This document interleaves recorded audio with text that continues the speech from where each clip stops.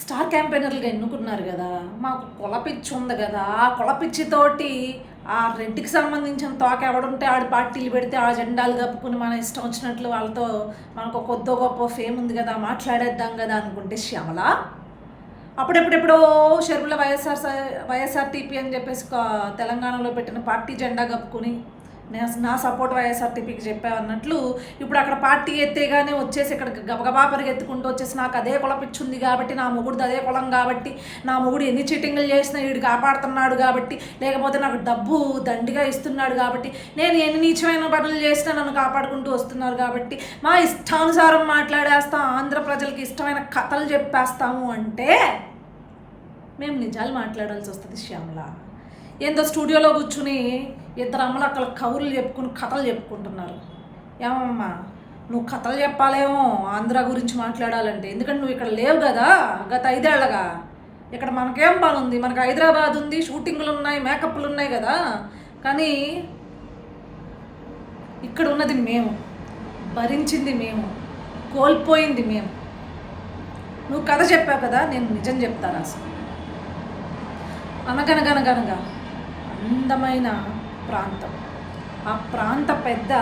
ఆ ప్రాంతాన్ని విడదీయాలి అని చెప్పేసి అంటే విడిపోయిన తర్వాత దానికి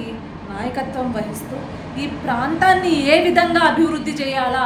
ఏ విధంగా అభివృద్ధి చేస్తే ఇక్కడ ప్రాంత బిడ్డలకి న్యాయం చేయగలమా అని చెప్పి అక్కడ పీఠం ఆ ప్రాంత పెద్దకి ఇచ్చిన తర్వాత ఇతనైతేనే న్యాయం చేస్తాడని ఇచ్చిన తర్వాత అహర్నిశలు కష్టపడి, అంటే రోజుకు 18 గంటలు కష్టపడి కంపెనీలను తీసుకొచ్చి రాజధాని లేని ప్రాంతానికి రాజధానిని నిర్మించి ఇది ప్రాంత రాజధాని, ఇక్కడి నుంచి ఇక పరిపాలన అంతా సాగుతుంది అని చెప్పి మీకు ఏ కష్టాలు లేకుండా నేను చూసుకుంటాను, మనకి బడ్జెట్ తక్కువ ఉంది అయినా కూడా ఈ ప్రాంతాన్ని సెల్ఫ్ గ్రోన్ స్టేట్గా నేను చేస్తాను అని చెప్పేసి ముందుకొచ్చి ఎన్నో కంపెనీలన్నింటినీ తీసుకొచ్చి సంక్షేమం చేస్తూ రాష్ట్ర ప్రజలకి ఎటువంటి కష్టం లేకుండా చూసుకుంటే,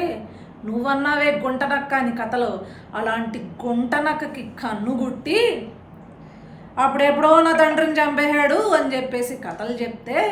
అప్పుడు నమ్మకపోతే అరే రే అలా కాదు అని చెప్పేసి కరెక్ట్గా ఎలక్షన్కి ముందు నా కొంపలో వాళ్ళని చంపేస్తే సింపతి వస్తుంది అని చెప్పేసి సింపతి డ్రామాలు వేయించుకొని తనంతట తనే కోడికత్తులతో పొడిపించేసుకుని తర్వాత ఈ సింపతినంతా చూపించి నాకు ఒక్క ఛాన్స్ ఇవ్వండి అయ్యా అని చెప్పేసి తల్లిని చెల్లిని వాడుకుంటూ వాళ్ళ కొంగులు జాపి అడుక్కొనిచ్చి దాని తర్వాత ఆ పీఠం ఎక్కి చేసింది ఏమిటయ్యా ఫస్ట్ అంటే, రాగానే ఎక్కడ పెద్ద ఆయన చేసిన అభివృద్ధి రాష్ట్ర ప్రజలకు కనిపిస్తే నన్ను పాతాళానికి తొక్కేస్తారు అని చెప్పేసి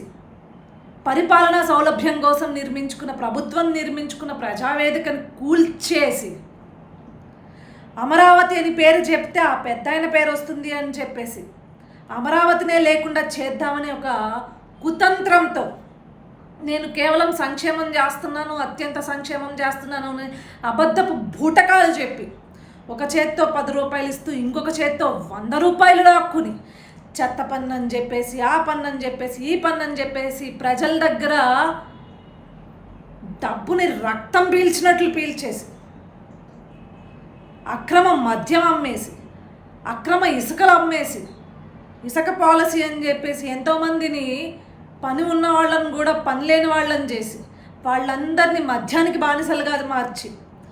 రాష్ట్రాన్ని సర్వనాశనం చేసిన ఒక గుంటనక్కని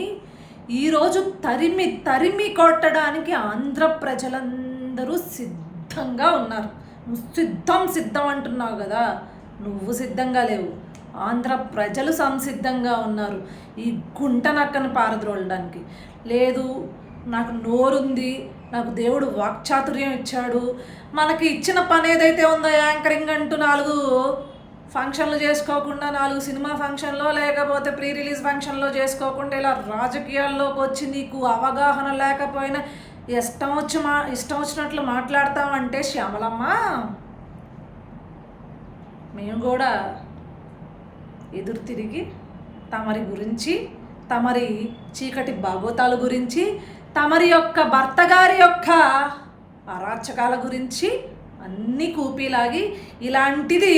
ఒక పనికి మాలిన సన్నాసోడిని వెనకేసుకొస్తుంటే మీరు కూడా వెనకేసుకొస్తారా అని చెప్పి రాష్ట్ర ప్రజలకి కళ్ళకు కట్టినట్లు మేము కూడా చెప్తాం. నిజాలే, కథలు కాదు.